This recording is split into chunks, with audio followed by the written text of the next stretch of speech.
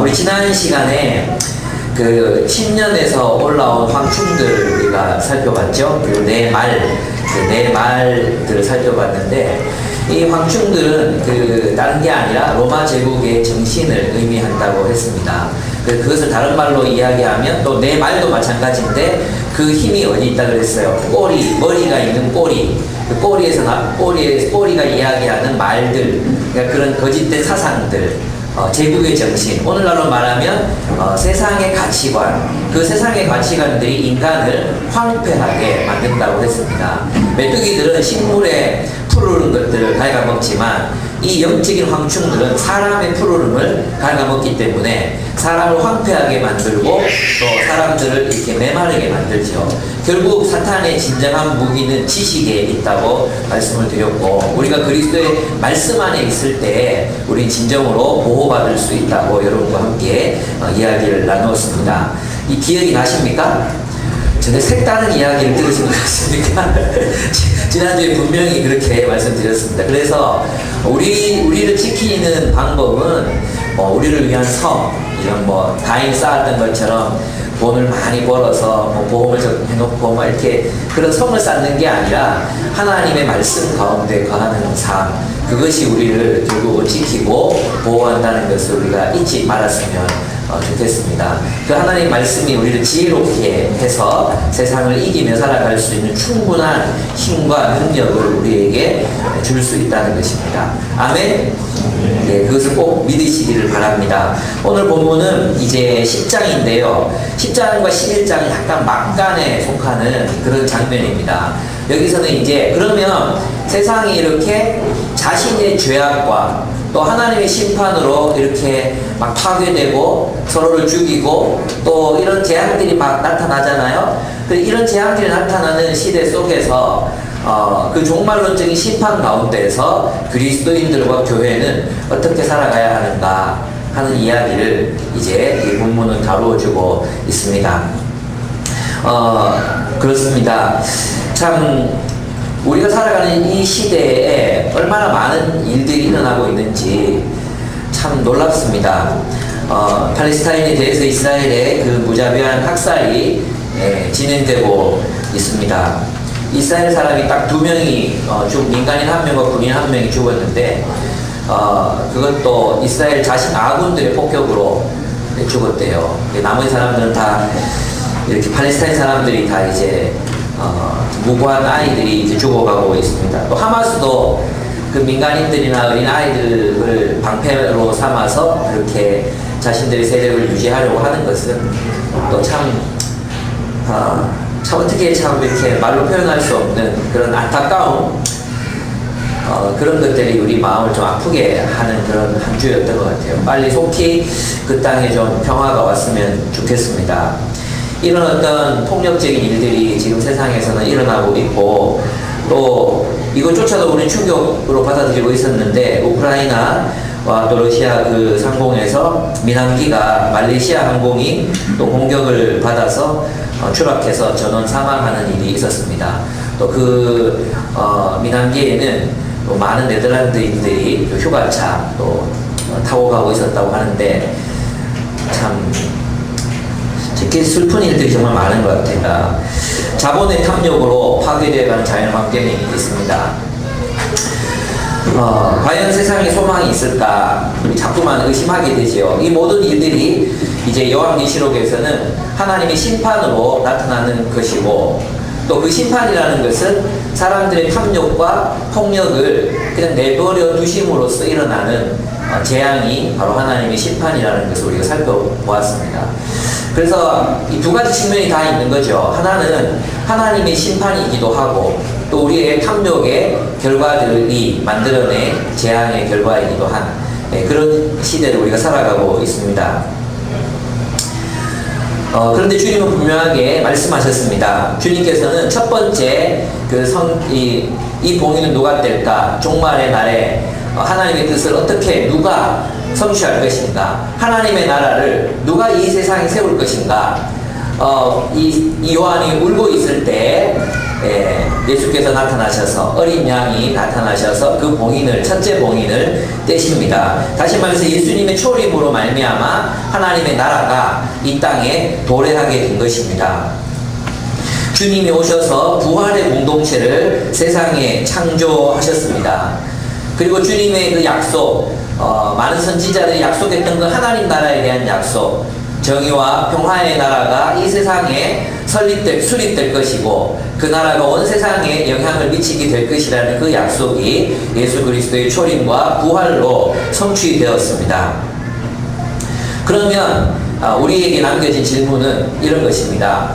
이렇게 막 하나님의 심판이 진행되고 있고 또 사람들의 탐욕과 폭력으로 인해서 세상이 무너지고 있는 이 와중에 그리스도인들은 그러면 하나님의 약속을 붙드는 우리 그리스도인들은 어떻게 살아가야 될 것인가 하는 것입니다.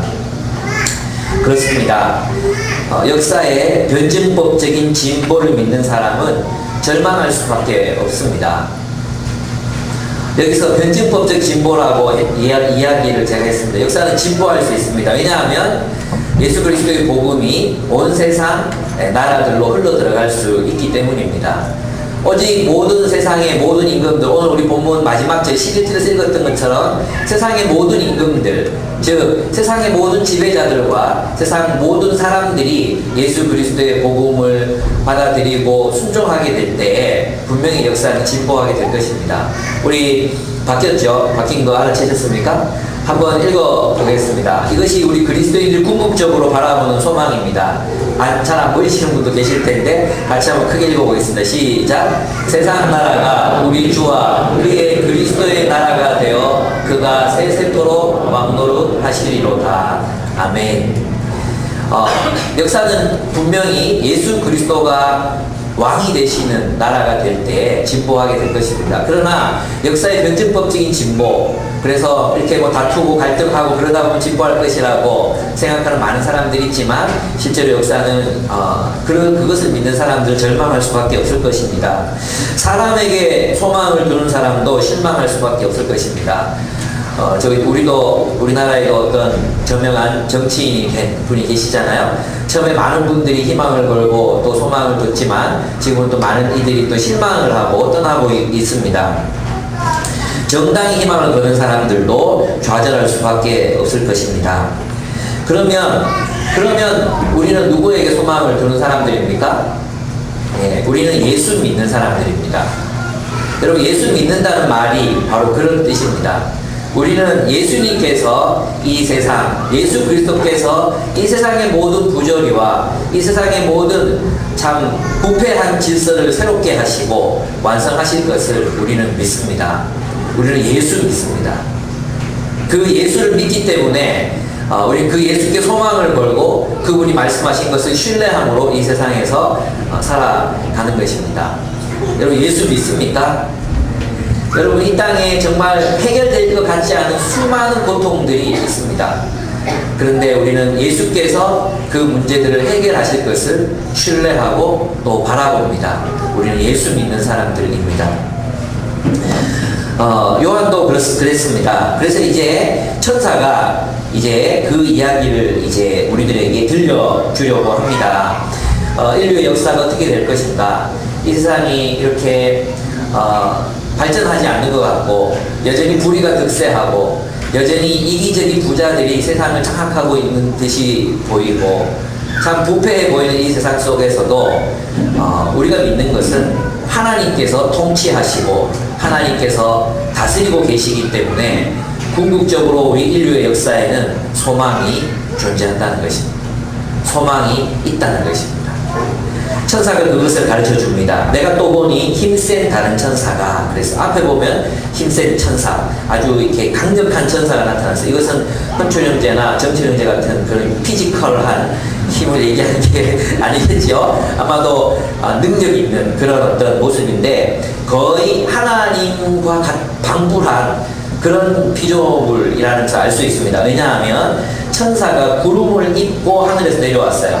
구름이라는 것은 신적 존재의 어떤 출현을 얘기할 때 구름을 나타난다고 얘기했잖아요. 그러니까 이 천사는 굉장히 굉장히 높은 그런 천사라고 할 수 있습니다. 그 머리에는 무지개가 있었어요. 근데 이 무지개는 하나님을 이제 표시할 때 기록되었던 하나님에 대한 이야기가 무지개거든요. 그 다음에 또 뭐가 나옵니까? 얼굴은 해 같고 그랬어요. 이것도 하나님에 대한 표현이죠. 묘사입니다. 그 발은 불기둥 같으며, 이것도 출애굽 당시에 불기둥을 상징하는 거죠. 그래서 하나님과 같은 존재입니다. 그래서 어떤 이들은 이 모습을 보고 예수 그리스도를 의미한다고 그렇게 보기도 합니다. 그러나 이제 천사라고 표현했기 때문에 그리스도라고 보기에는 좀 어려움이 있습니다. 그래서 이 존재는 예수 그리스도를 반영하는 천사, 예수 그리스도를 반영하는 천사라고 우리가 해석할 수 있을 것 같습니다.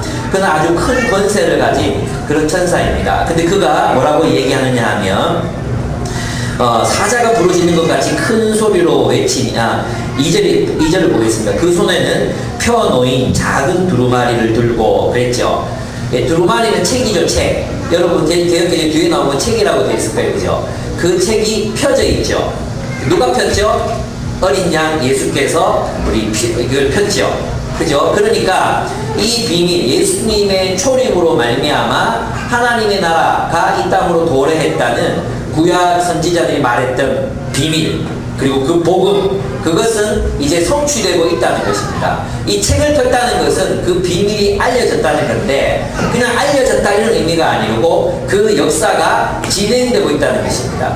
하나님 나라의 역사, 복음이 말했던 그 역사, 이 세상을 하나님이 통치하실 것이고 정의와 평화와 사랑의 나라로 변화시킬 것이라는 그 하나님의 통치의 역사가 예수 그리스도 어린 양의 출현과 함께 이제 시작되었다, 진행되고 있다, 이것을 의미합니다. 그 펴놓인 책은 바로 그것을 의미합니다. 그러나 역사가 여기서 끝나는 것이 아니라는 것입니다. 이게 본문에 보면 그 오른발은 바다를 밟고 왼발은 땅을 밟고 그랬어요. 그래서 이것은 하나님의 주권이 온 세상에 미치는 것을 말합니다. 이 하나님의 통치의 효력이 땅에만 속하는 것도 아니고 바다에만 속하는 것도 아닌 온 세상을 향한 하나님의 통치가 실현되고 있음을 우리에게 알려주고 있는 것입니다. 그런데 3절에 보시면 사자가 부르짖는 것 같이 큰 소리로 외치니 그가 외칠 때 7 우레가 그 소리를 내어 말하더라. 7 우레가 말을 할 때 내가 기록하려고 하다가 곧 들으니 하늘에서 소리가 나서 말하기를 7 우레가 말한 것을 인봉하고 기록하지 말라 하더라 했어요.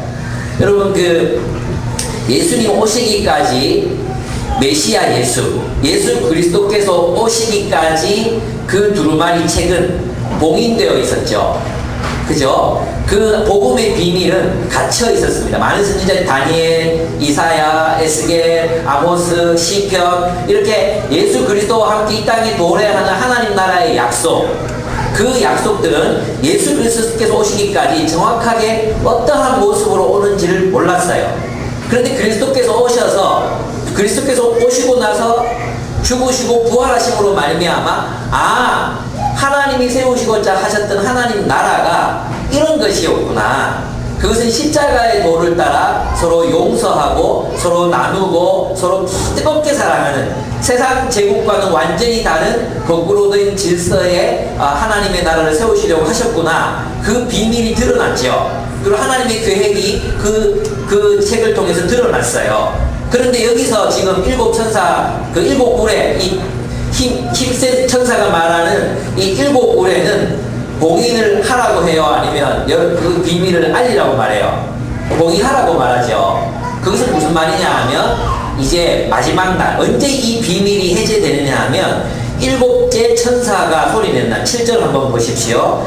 7째 천사가 소리내는 날, 그의 나팔을 불려고 할 때, 그 다음부터 한번 같이 읽어보겠습니다. 시작. 하나님이 그의 종 선지자들에게 전하신 복음과 같이 하나님의 그 비밀이 이루어지리라 하더라. 아멘. 그러니까 예수님의 초림으로 하나님의 나라가 이미 이 세상으로 도래했지만 아직까지 완성되지 않은 그 나라, 우리가 기다리고 있는 그 나라, 그죠? already 이미 도래했지만 아직 오지 않았어요. 그래서 우리의 주님이 재림하시는 날 하나님의 나라가 어떠한 양상으로 이 세상에 도래해서 온 세상 세상을 하나님이 통치하실지는 우리가 압니까 모릅니까? 몰라요. 그죠? 그 날이 돼봐야 하는 거예요. 무슨 말인지 아시겠죠? 이해가 됩니까? 안 됩니까? 왜 예수님의 초림, 메시아의 초림으로 작은 두루마리가 열렸어요. 그 하나님 나라 역사가 시작되고 있어요. 그리고 이제 마지막 인봉, 이제 일곱 우레가 바랬던 그 소리, 이제 하나님 나라가 어떻게 완성됩니까? 하나님 나라가 어떻게 완성됩니까? 그 질문에 대해서는 주님이 재림하시는 날 그 봉인이 해제되므로 이렇게 주님의 나라가 오시는구나 우리는 알 수 있다는 것입니다. 그래서 우리가 주님의 나라가 완전히 완성되어서 이 땅으로 임할 때는 임하는 그 모습을 우리가 상상을 하지만 어떠한 형태, 어떠한 양상으로 이 땅에 오게 되는지는 아무도 알 수 없어요. 주님이 와 보셔야 안다는 것이죠. 그래서 일곱 봉인이 해제될 때, 일곱째 천사가 나팔을 불 때 그것을 알 수 있어요. 근데 그것을 어렴풋하게 알 수 있어요. 왜냐하면 뒷부분에 가면 일곱째 천사가 이제 나팔을 불거든요. 그것을 통해서 우리가 그때에 가서 알 수 있습니다. 그리고 그때 가서 한번 살펴보도록 하겠습니다.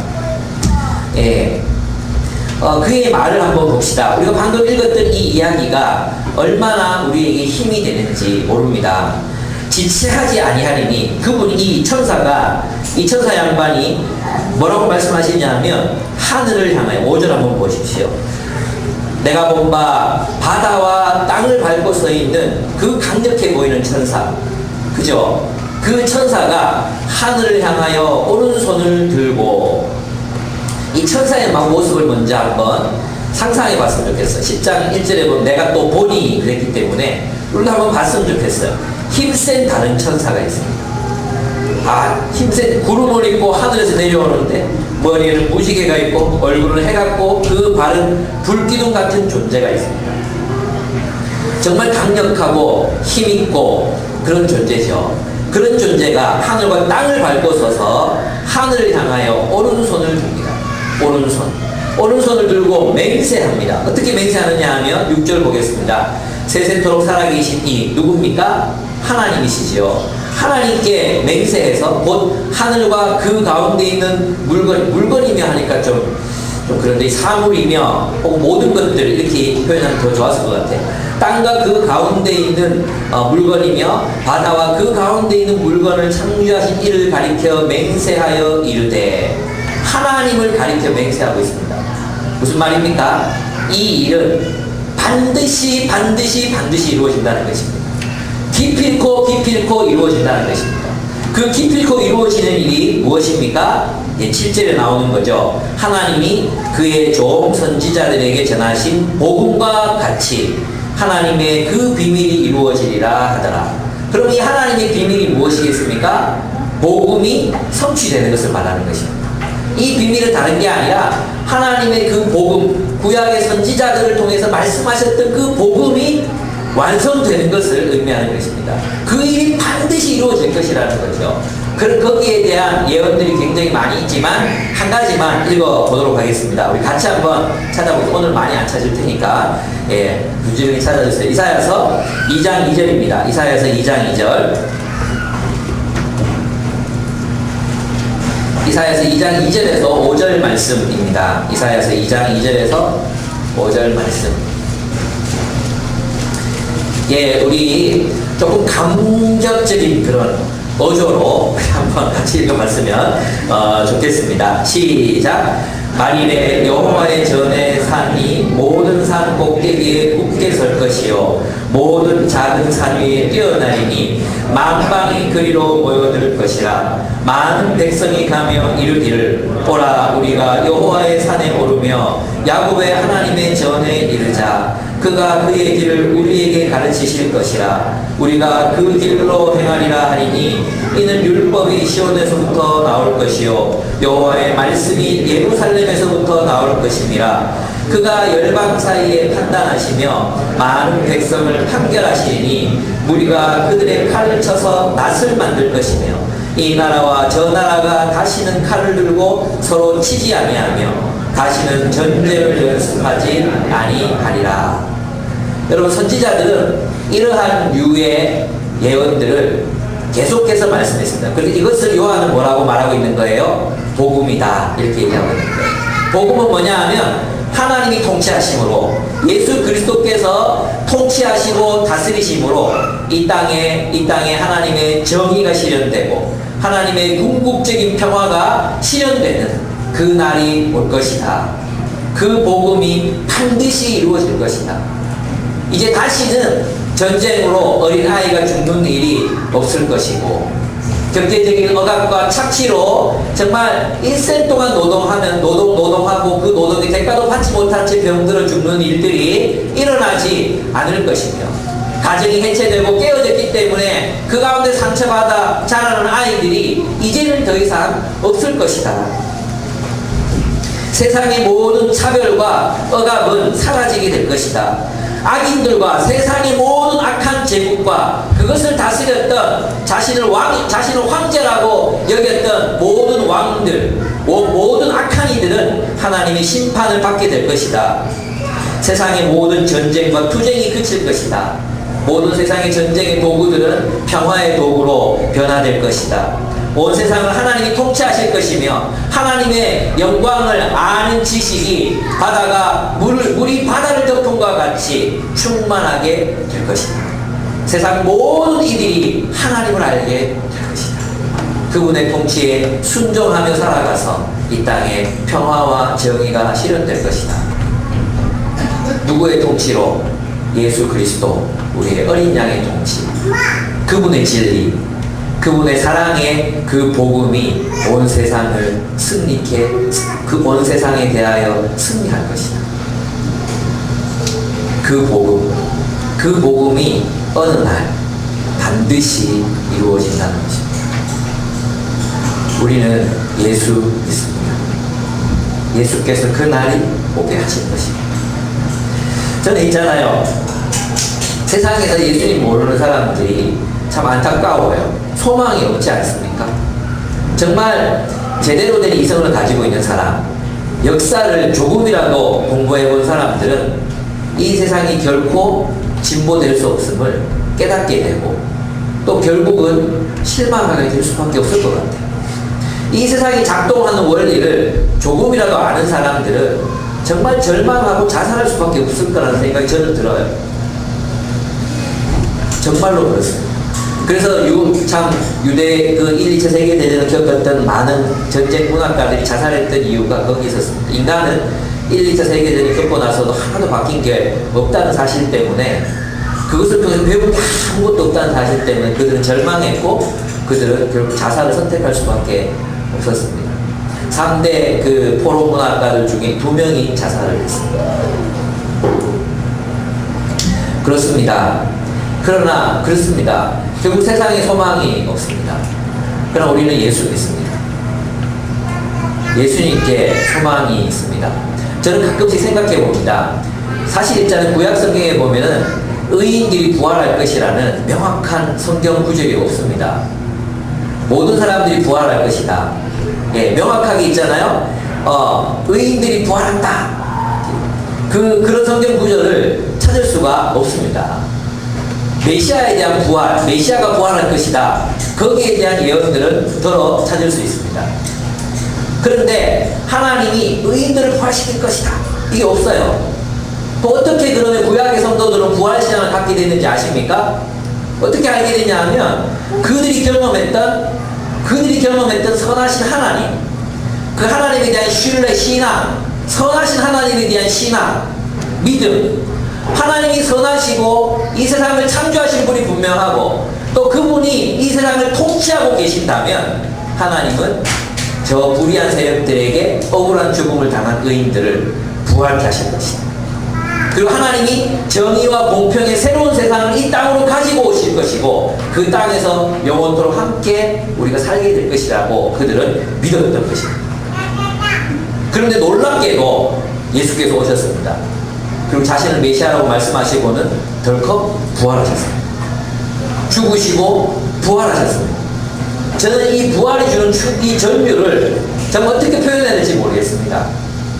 세상 모든 사람들이, 이스라엘 백성 너희들이 가진 그 소망, 의인들의 부활, 이 세상이 새롭게 창조해서 정의와 공평이 승리한다고, 의가 승리한다고, 그런 헛소리, 그런 환상을 믿지 말라고, 그 다 헛소리라고. 주변에 애굽, 아시리아, 심지어 이스라엘 백성들 가운데에서도 경건한 사람들을 향해서 공격했을 것입니다. 의인들을 향해서 너희가 하나님을 신뢰하는 그 믿음, 그 신앙은 아무것도 아니라고, 그리고 환상에 불과하다고 그랬는데, 예수께서 오셔서 내가 그리스도다, 나를 십자가에 못 박아라. 근데 그분께서 십자가에 달려 죽으셨는데 3일 만에 덜커덩 부활하신 것입니다. 하나님이 그를 살려버리신 것입니다. 무슨 뜻입니까? 하나님은 살아계시고 하나님은 자신의 약속을 지키시며 이 땅에 하나님께서 이 땅을 향해서 말씀하신 그 약속, 속히 오리라 하신 그 하나님의 약속, 지체하지 아니하리라. 이 지체하지 아니하라는 말은 급박하게 온다는 뜻이 아닙니다. 이것은 반드시 이룰 것이라고, 계속해서 일하실 것이라는 하나님의 의지를 표현하시는 것입니다. 놀랍지 않습니까? 하나님은 살아계셔서 이 세상을 통치하십니다. 그리고 그것을 하나님이 통치하시고 계시다는 그 증거를 예수 그리스도의 부활을 통해서 우리에게 밝히 보여주셨습니다. 그리고 그 부활의 질서는 성령을 통해서 정말 서로를 사랑하는 새로운 공동체를 이 세상에 출현시켰습니다. 바로 교회죠. 우리와 같은 이 교회를 하나님이 이 세상에 나타나게 하셨습니다. 얼마나 놀라운 일들이 일어났습니까? 우리는 예수를 믿습니다. 나는 사실 있잖아요. 이 말씀을 볼 때 지체하지 아니하리라고. 주님 2000년이셨어요. 2000년을 기다렸습니다. 2000년. 도대체 얼마를 더 기다려야 됩니까? 근데 제가 그분 앞에서 부인할 수 없는 한 가지 사실. 그분이 예수 그리스도를 죽음에서 부활시키셨고 땅에 지금도 여전히 핍박받고 있는 수많은 나라들과 고통받는 세상이 있지만 그곳에서 여전히 그리스도인들이 일어나게 하시고, 우리 김을령 자매 와서 같이 이제 커피숍에서 같이 얘기했잖아요. 지난주에 선교사님 오셔서 얘기 나눴거든요. 그래서 그 카자흐스탄에 할아버지 할머니들이 예수를 믿는데 어떤 분들은 오는데 2시간 가는데 2시간 걸어서 교회로 온다 하잖아요. 근데 그분들이 한결같이 하는 얘기가 뭐냐 하면 예수님이 꿈에 나타나셔서 나보고 자기를 믿으라 그랬다는 거예요. 그리고 그들이 예수 믿어서 그런 하나님 나라의 새로운 공동체들을 세워갑니다. 만들어갑니다. 하나님은 살아 계십니다. 우리 눈에는 더디 보이지만 하나님께서는 분명히 그분의 역사를 이 세상 속에서 완성시키실 것입니다. 하나님께서 선지자들을 통해서 말씀하신 그 복음이 반드시, 그 하나님의 비밀이 반드시 이 세상 속에서 이루어질 것입니다. 아멘. 우리 그거 믿으며 삽시다. 그리고 그 소망 가운데 인내하면서 사는 것입니다. 그러면 이런 거대한 하나님의 거대한 이야기, 하나님의 의로운 종말, 그것이 있다고 믿는 우리는 어떻게 살아야 되는가? 그 다음에 이제 이 천사가 요한에게, 하나님께서 직접 요한에게 말씀하시는 것을 우리가 읽을 수 있습니다. 8절 한번 보겠습니다. 그럼 이 중간기를 우리는 어떻게 살아야 됩니까? 어떻게 주님 기다리면서 살아야 됩니까? 그게 바로 8절에 나온 이야기입니다. 하늘에서 나서 내게 들리던 음성이, 하늘에서 났기 때문에 천사의 얘기가 아니죠. 하나님의 말씀, 하나님의 음성이라는 걸 알 수 있습니다. 내게 들리던 음성이 또 내게 말하여 이르되 내가 가서 바다와 땅을 밟을 수 있는 천사의 손에 펴놓인 두루마리를 가지라 하기로. 펴놓인 두루마리, 이건 뭐죠? 드러난 복음을 말하죠. 어떻게 생각하면 이제 신약 성경을 이야기한다고도 이야기할 수 있습니다. 내가 천사에게 나아가 작은 두루마리를 달라 한즉 천사가 이르되 갖다 먹어버리라. 내 배에는 쓰나 내 입에는 꿀같이 달리라 하거늘 내가 천사의 손에서 작은 두루마리를 갖다 먹어버리니 내 입에는 꿀같이 다나 먹은 후에는 배에서 쓰게 되더라. 이렇게 되어 있습니다. 이 말씀 여러분 에스겔서 TBS 할 때 여러분 다 공부하셨죠? 에스겔이 하나님께로부터 들었던 말씀이죠. 네 입에는 다나 꿀같이 다나 내 배에는 쓰리라 했습니다.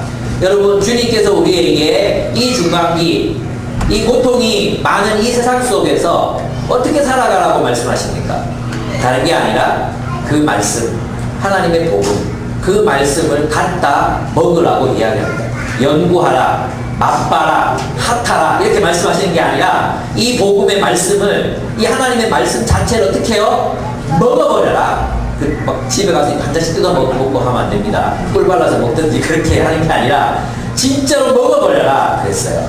유대인들은 성경을 공부할 때 어린 아이들이 성경을 모르잖아요. 그래서 성경책에다가 꿀을 발라놓는 실제로. 그래서 아이들이 이제 꿀을 핫잖아요. 그래서 이 책을 정말로 달콤한 것으로 인식하기 그렇게 만든대요. 정말 대단한 사람들 아닙니까? 요즘은 좀 정신이 나갔나? 그죠? 어쨌든 말씀을 사랑하게 하는 거잖아요. 참 성경을 잘못 이해하고 있구나. 하나님의 말씀은 그런 게 아닌데, 저는 그런 생각이 많이 들어요. 그래서 안타깝긴 하죠. 어쨌든 이 하나님의 말씀을 우리가 묵상하고 연구할 때 이런 깨달아 보셨죠? 저는 있잖아요. 아비브 처음 만나고 난 뒤에 제 관심사는 오직 이제 여자를 꼬시는 것이었기 때문에, 제가 좋아하는 자매를 꼬시는 것이기 때문에 저는 별로 관심이 없었어요. 근데 그때 박인호 목사님이 이 말씀이 얼마나 달콤하냐고, 정말 말씀 알아갈수록 달콤하다 그래가지고 저 사람이 돌았나 말씀이 어떻게 달콤하냐고 저는 정말 이해가 안 되거든요. 근데 제가 콰이어 타임을 억지로 이제 시작하게 됐어요.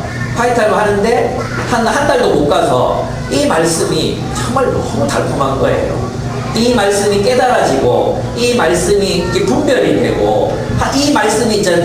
내가 그때마다 있잖아. 내가 아침에 콰이어 타임 했더니 그 말씀이 내 삶의 상황 속에서 재현되고, 또 그런 상황이 닥쳤을 때 내가 말씀을 따라 순종하게 되고, 그러고 나서 내가 하나님께 어떤 보상을 얻고, 기쁨이라는 보상을 얻고, 그랬을 때 이 말씀이 얼마나 달콤했는지 몰라요.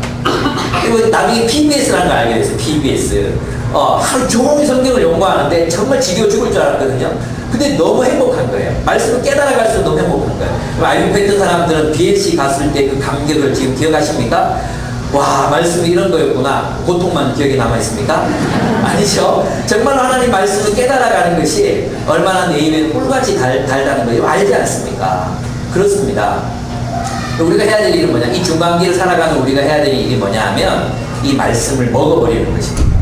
디모데에게 이 지쳐 있는 디모데, 여러분 지쳐 있는 디모데 같은 사람들 아닙니까? 이들에게 바울이 뭐라 그랬습니까? 말씀에 창념하라 그랬습니다. 여러분, 우리의 마음이 이 말씀, 여기 에스겔에는 뭐라고 해요? 여기는 말씀 먹어라 그랬지만 에스겔에는 너의 위장과 창자를 채우라 이렇게 되어 있어요. 하나님 말씀으로 이 말씀을 너의 말씀으로 위장과 창자를 채우게 하라, 이렇게 얘기했어요. 위장과 창자는 무엇입니까? 우리 근본적인 욕구죠, 욕구. 그 욕망을 말하는 거 아닙니까? 그 욕망들조차도 하나님의 말씀의 지배를 완전히 장악당해라, 지배당해라, 이런 말 아닙니까? 창념해야 돼요, 우리 하나님 말씀. 그리고 하나님 말씀이 창념해서 그 말씀을 기억하고 그렇게 살아갈 때에 우리는 예언자적인 삶을, 선교적인 삶을 살아갈 수 있습니다. 그게 바로 그 뒤에 왜 이렇게 하시는가 11절에 나옵니다. 11절 같이 한번 읽어보겠습니다. 너는 왜 이렇게 해야 되는가? 너는 에스겔과 같은 사람이 되어야 된다는 거예요. 에스겔처럼 그렇게 하나님의 복음을 선포하는 사람이 되어야 하기 때문에 너는 말씀을 먹어버려야 된다, 그거예요. 그래서 선교적인 삶을 살아가기 위해서 필요한 게 뭐예요? 말씀을 먹어버리는 것입니다. 그러면 같이 한번 읽고 11절 읽어보겠습니다. 시작. 그가 내게 말하기를 내가 많은 백성과 임금에게 다시 예언하여야 하리라 하더라. 여기 이 개정이나 개혁성경 자꾸 접속사를 빼먹거든요. 왜냐하면 이 헬라어 성경에는 접속사가 정말로 많아요. 근데 여기도 보면 영어 성경에 보시면 이래서 그죠? 앞에 있는 말하고 연결되어 있는 거예요. 그래서 정확하게 번역하면 그가 내게 말하기를 내가 많은 백성과 나라와 방문에게 다시 예언하여야 하기 때문에 먹으라는 거예요. 무슨 말인지 알겠죠? 그러니까 여러분이 세상 속에서 정말 하나님의 통치를 받아들이고 그것을 증언하는 증인의 삶을 정말 성공적으로, 여러분 빛과 소금의 역할을 하는 그런 사람으로 살아가기 위해서는 뭐가 필요합니까? 말씀이 있어야 되는 거예요. 말씀을 먹어버려야 되는 거예요. 이것 없이는 결코 우리가 세상에서 승리하고 살 수 없어요. 뭐 맨날 지친다, 맨날 패배했다, 맨날 뭐 힘이 없다, 좀 이해해 주세요, 좀 봐주세요. 그게 아니에요. 여러분, 봐줄 수 없어요. 왜 봐줄 수 없어요? 여러분에게 말씀이 없으면 여러분 세상에 나가서 실패할 수밖에 없어요. 이 말씀으로 여러분의 위장과 창자, 대장과 소장을 완전히 채워 넣으셔야 됩니다. 그래야 우리가 세상 속에서 증인의 삶을 힘있게 살아갈 수 있는 것입니다. 여러분, 이 말씀은 여러분이 처한 환경을 이기게 합니다. 결코 환경이 여러분보다 여러분을 승리하지, 환경이 여러분을 이렇게 막 압박하고 여러분을 막 엄몰하고 그렇게 패배시키지 못합니다. 그랬다면 사도 바울은 패배했어야죠. 예수님도 패배했어야죠. 넘어졌어야 했어야죠. 근데 그렇게 하지 않았습니다. 왜 그런지 아십니까? 그들에게는 하나님의 말씀이 그들의 위장과 천장까지도 채우고 있었기 때문에 그들은 그렇게 살아낼 수 있었던 것입니다. 그래서 여러분, 지치고 피곤할 때 해결책은 그냥 막 쉬는 게 아니에요. 하나님의 말씀 속으로 들어가요. 저는 그런 의미에서 저희 사모를 정말로 존경합니다. 저는 쉰다고 맨날 페이스북 들여다보고 있거든요. 알지요? 이거 보면 벌써 힘 빠진다는 거 알거든요. 내가 그걸 어떻게 아느냐 하면, 기도하러 와서 기도하려고 탁 이렇게 앉아있으면 내가 말씀을 묵상하고 나와서 앉아있을 때는 힘이 나요, 힘이. 근데 있잖아요, 말씀 묵상 안 하고 페이스북 보다가 내가 얼굴로 씌우는 건데 페이스북 보면 힘이 없어요. 하나님, 내가 다른 세계에 있다가 왔구나, 이걸 내가 느껴요. 여러분 그렇게 느끼지 않습니까? 하나님 말씀 속에 있어야 됩니다. 말씀을 먹어버리라 그랬어요. 말씀은 맛봐라 이게 아니에요. 먹어버리라 그랬어요. 연구해라, 묵상하라. 이 묵상이 뭡니까? 하가르. 개가 끄다고 갖고 노는 것처럼 그냥 그것을 막 이렇게 물어뜯고 저렇게 물어뜯고 하라는 거죠. 그 묵상의 힘이, 주의 말씀을 주야로 묵상하는 자가 시냇가에 심은 나무처럼 푸르고 청청한 열매를 맺게 되는 것입니다. 아멘. 여러분이 뭐 영적인 강자로 태어났기 때문에 강하게 사는 게 아닙니다. 다른 어떤 것이 여러분을 강하게 살게 만드는 것이 아니라 하나님의 말씀이 우리를 강하게 살게 하는 것입니다. 여러분, 이 말씀으로 승리하는 여러분들이 되시길 바랍니다. 근데 특징이 뭡니까? 하나님의 말씀을 먹었을 때 입에는 달지만 배에는 어떻게 된다고 했어요? 쓰다게 됐죠. 이게 여러 해석들이 있어요. 근데 다들 어렵게 해석해서 그런데요, 쉬워요. 뭐냐 하면 소화시키려고 하면 쓰다는 거예요. 다시 말해, 이 말씀대로 살아내는 삶을 살려고 하면 훈련이 필요하다는 것입니다. 훈련. 저절로 되는 게 아니라는 것입니다. 그래서 요한 로마서에서는 뭐라고 이야기하고 있습니까? 로마서에서는 순종하라. 의에 이르기까지 순종하라. 죄가 너희의 주인이 된 것처럼, 자연스럽게 죄를 짓는 것처럼 의에 대해서 의의 종이 되라. 의가 습관이 될 때까지 노력하고 훈련하고 복종하라는 것입니다. 우리가 하나님 나라의 삶을 살아가는 것은 저절로 이루어지는 게 아니에요. 말씀을 많이 듣는다고 이루어지는 게 아니라 소화의 과정이 필요해요. 그 소화의 과정은 다른 게 아니라 훈련이고 반복입니다. 그래서 여러분이 하나님 말씀 깨달을 때 너무 행복하죠. 하나님 말씀 이 진리가 깨달을 때 너무 좋잖아요. 거기서 그치는 것이 아니라 이 말씀을 삶으로 실천해내기 위한 고된 훈련이 우리에게 있어야 한다는 것입니다. 배에는 쓰다, 이게 세상에 나가서 고난받는, 저는 그렇게 보지 않아요. 이 말씀을 따라 살아가려고 할 때 우리는 쓰라린 훈련들이, 이 말씀을 소화시킬 때 우리에게 그런 훈련들이 필요하다는 것입니다. 그렇게 될 때 우리가 어떻게 산다고요? 세상의 임금들 앞에서 복음을 선포하는 사람으로 살아갈 수 있다는 것입니다. 주님은 우리가 이 세상 속에 증인의 삶을 살아가기를 원하십니다.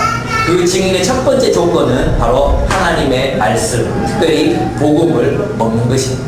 여러분이 그 복음을 먹게 될 때 우리는 세상에서 증인으로 살아갈 수 있는 첫 번째 조건을 갖추게 됩니다.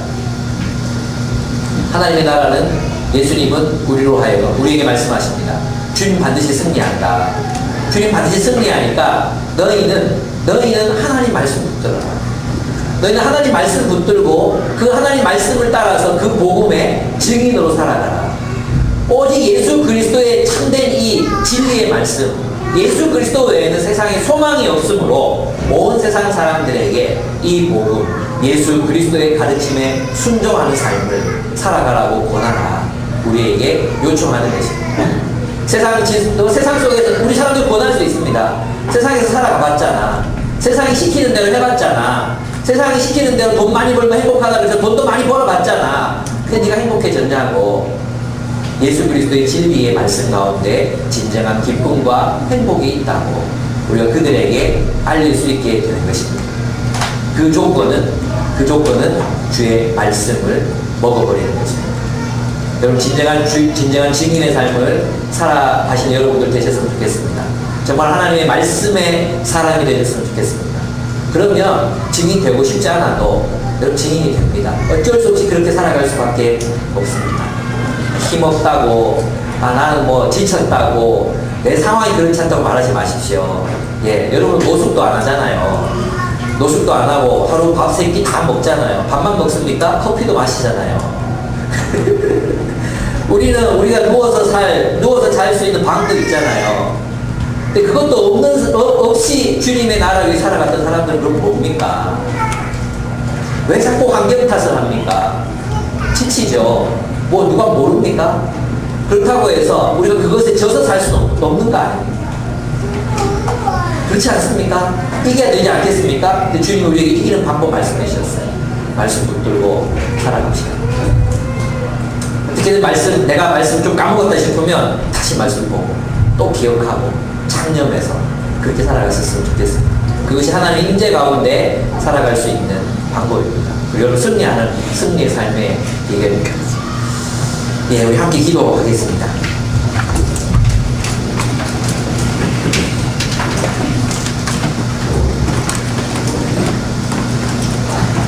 예, 세상에는 참 우리가 절망할 수밖에 없는 수많은 사건과 사고들이 일어나고 있습니다. 사건과 사고들을 가만히 들여다보면 얼마나 참 인간의 이기심과 탐욕이 깊이 개입되어 있는지 모릅니다. 이런 세상에 과연 희망이 있을까? 우리 천사가 말씀하십니다. 큰 천사가 우리에게 그렇게 말씀하십니다.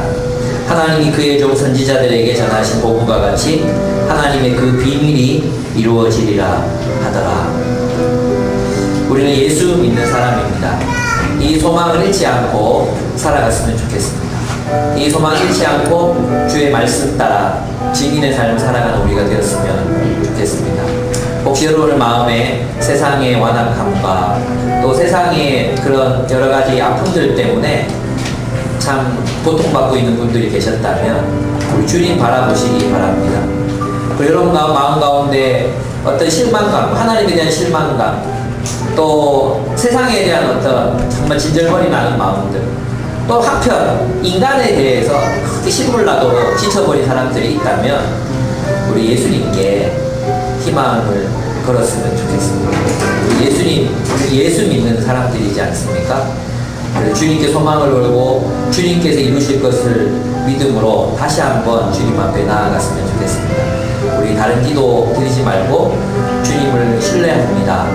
주님을 신뢰하겠습니다. 부활로 이 세상에 개입해 오신 당신을 신뢰하겠습니다. 우리 그렇게 주님 앞에 좀 믿음의 고백을 드렸으면 좋겠습니다. 기도하겠습니다.